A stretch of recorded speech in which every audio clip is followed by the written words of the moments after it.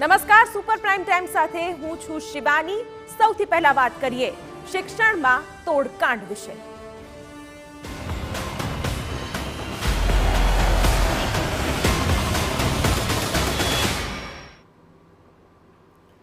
કઈ રીતે એક નકલી આરટીઆઈ એક્ટિવિસ્ટે તોડકાંડનું આખું તરકટ કર્યું તેના વિશે આપને દર્શાવી દે તો તેના મહત્વપૂર્ણ મુદ્દાઓ વોલ ગ્રાફિક્સ થકી આપને બતાવીએ।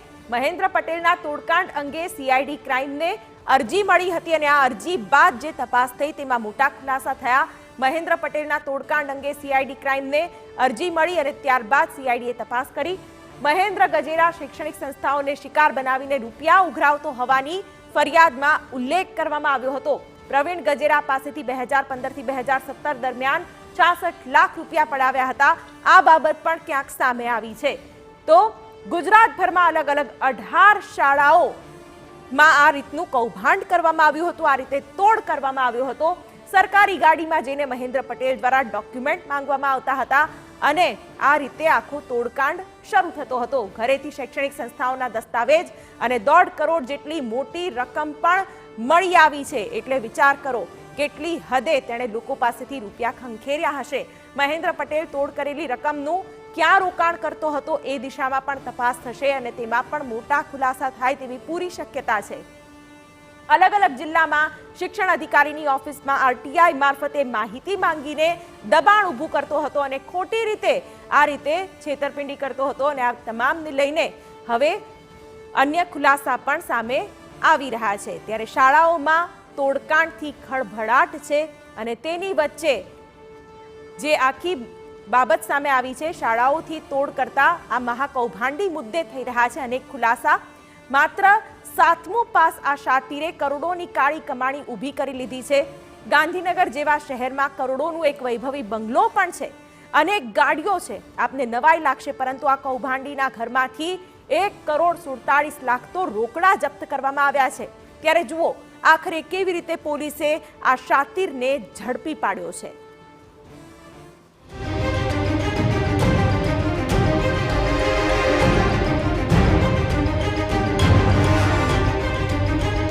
તોડકાંડથી હાહાકાર,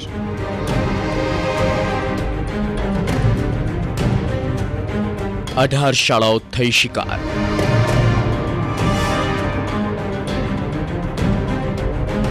સુરતમાં મચી ગયો હડકંપ।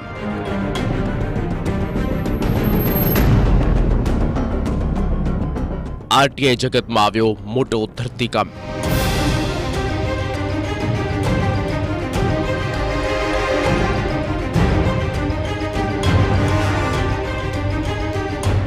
ગુજરાતની રાજધાની ગાંધીનગરમાં આ વૈભવી બંગલો કાળી કમાણીથી ઊભો કરવામાં આવ્યો છે અને તે પણ આરટીઆઈ જેવા કાયદાનો દુરુપયોગ કરીને।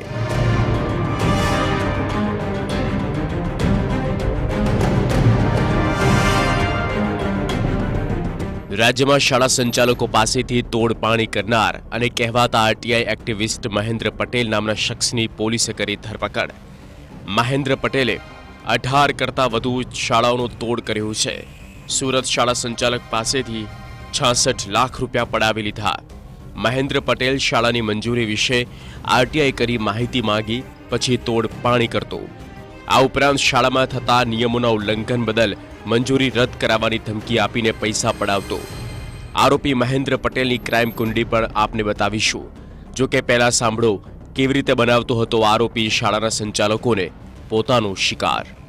માત્ર ધોરણ 7 ભણેલ મહેન્દ્ર પટેલ જ્યારે શાળાઓ પર જતો ત્યારે ગવર્મેન્ટ ઓફ ગુજરાત લખેલું બોર્ડ પોતાની ગાડી પર લગાવી રાખતો હતો અને રાઇટ ટુ ઇન્ફોર્મેશન હેઠળ મેળવેલ દસ્તાવેજો થકી શાળાઓ સામે રોપ જમાવતો કે જો તેઓ રૂપિયા નહીં આપે તો એમની શાળા બંધ કરાવી દેશે।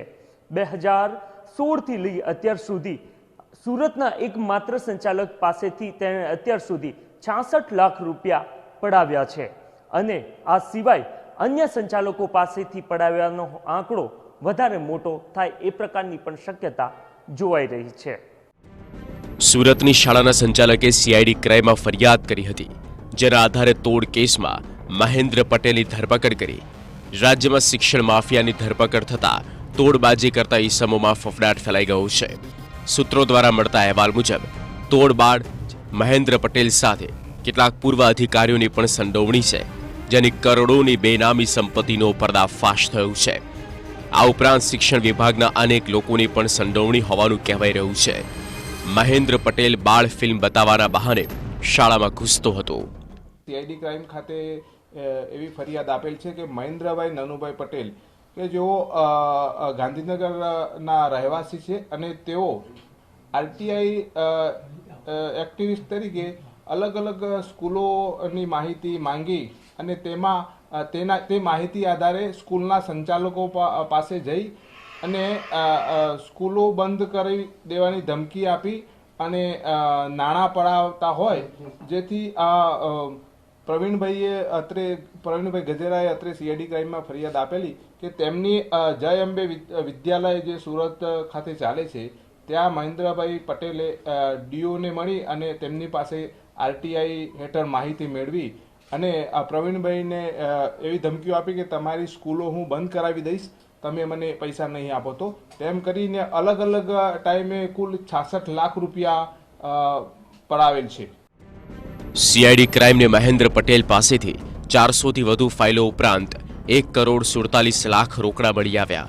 આ સિવાય સોનાના દાગીના પણ મળી આવ્યા છે, જેને પણ શાળાની મંજૂરી માંગી હોય તેમની સાથે સેટિંગ કરતો હતો।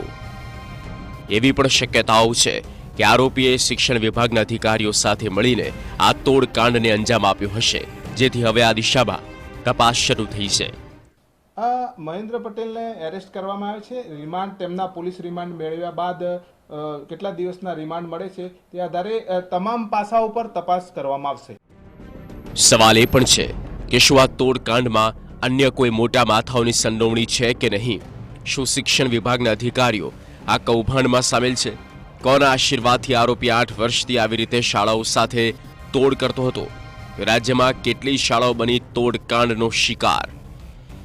આરોપીએ કઈ શાળાઓમાં તોડ કરી કરોડો રૂપિયા પડાવ્યા તેની વાત કરીએ તો ideal school Godadara Surat, RD Sonar school Limbayat Surat, new modern school Godadara Surat, Shri Sai અંગ્રેજી school Sachin Surat, unity school Bhestan Surat, Mahavir Hindi school Ved road Surat, Kaushal Vidyabhavan Nana Varachha Surat, Parashar school Kamrej Surat, Saraswati school Palsana Surat, DAV school Jolva Palsana Surat, Vivekanand school Palsana Surat, Sharda school Vareli Palsana Surat, little flower school Kadodara, Dhyan Mandir school Surat, સુવિધા સંકુલધામ ક્રીમ સુરત, સિવિધ school Lambe Hanuman road Surat, machinery school Valsad, Jai Ambe વિદ્યાલય વાપી।